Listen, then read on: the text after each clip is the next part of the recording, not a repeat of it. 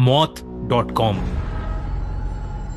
रंजीत को उस रात ये पता नहीं था कि वो एक वेबसाइट उसकी जिंदगी हमेशा के लिए तबाह कर देगी। रंजीत जो 26 साल का था, गवर्नमेंट के साइबर सेल में काम करता था और वो ग्रीवियंस रिड्रेसल डिपार्टमेंट का सबसे होनहार एम्प्लॉय था। हर रात की तरह वो उस रात भी बैठा हुआ लोगों की कंप्लेंट्स चेक कर रहा था, जब एकदम से एक के बाद एक देश के अलग अलग हिस्सों से उसके सिस्टम पर कंप्लेंट्स आने लगी। जब उसने कंप्लेंट्स खोल के देखी तो सारी की सारी कंप्लेंट्स एक साइट को लेकर थीं, जिसका नाम था moth.com।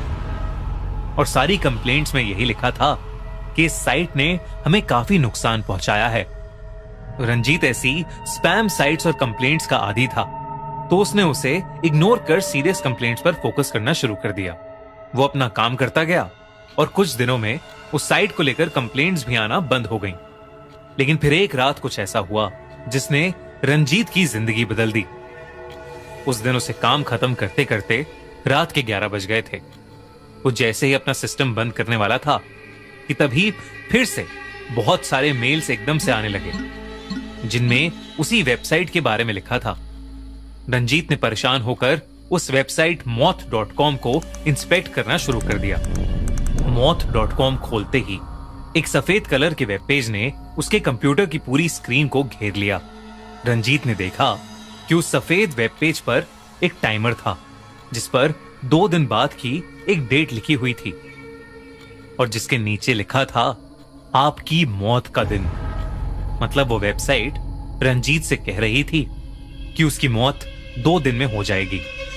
रंजीत को लगा कि ये किसी कॉलेज के बच्चे की शरारत है और उसने उस वेबसाइट को हमेशा के लिए बंद कर दिया।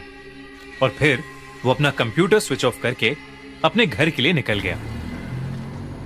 घर पहुंचते पहुंचते वो उस वेबसाइट के बारे में बिल्कुल भूल ही गया था। उस रात सोने से पहले रंजीत को भूख लगी, तो वो सैंडविच बनाने के लिए किचन में चला गया। ब्रेड पर बटर लगाने के बाद वो टमाटर काट कर उसमें डालने लगा। वो चाकू से टमाटर काट ही रहा था कि तभी पता नहीं एकदम से उसे ऐसा लगा कि जैसे उसके हाथ पर उसका कंट्रोल ही नहीं है और उसने चाकू से टमाटर की जगह खुद की उंगली काट ली। दर्द के मारे रंजीत के हाथ से वो चाकू छूटकर नीचे गिर गया। उसने फटाफट अपनी उंगली पर पट्टी लगाई और पेन किलर खाकर सो गया। हालांकि हल्की फुल्की चाकू से चोट तो उसे पहले भी लगी थी, पर ऐसे अपने हाथ का कंट्रोल एकदम से खोना, ये उसके साथ पहली बार हो रहा था। अगली सुबह वो अपने फोन पर ढेर सारी पॉपअप नोटिफिकेशंस की आवाजों से उठा। उसने जब अपना फोन चेक किया तो उस पर बहुत सारे अनरेड मैसेजेस थे। उसने जैसे ही उन मैसेजेस को देखने के लिए अपना फोन अनलॉक किया तो उसकी मोबाइल स्क्रीन वाइट हो गई और उस पर लिखा था आपकी मौत में अब 1 दिन बाकी है। उसने ध्यान से देखा तो उसके मोबाइल ब्राउजर में moth.com खुली हुई थी। ये देखकर उसे बहुत अजीब लगा, क्योंकि आज तक उसने जो भी साइट रिमूव करी थी वो कभी ऐसे वापस नहीं आई थी।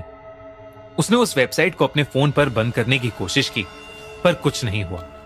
उसका फोन तब तक हैंग ही रहा जब तक उसने फोन को रीस्टार्ट नहीं कर लिया। दोबारा मोबाइल खोलने पर सब नॉर्मल था और moth.com की वेबसाइट भी अब खुल नहीं रही थी, पर उसने फिर भी सोचा कि वो ऑफिस जाकर इसके बारे में अच्छे से जांच करेगा। उस दिन जब वो ऑफिस पहुंचा तो उसने देखा कि उसका पूरा सिस्टम करप्ट हो चुका था।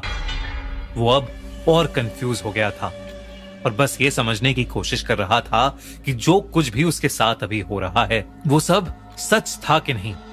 यही सोचता सोचता वो बाहर चाय की टपरी पर जाकर चाय पीने लगा।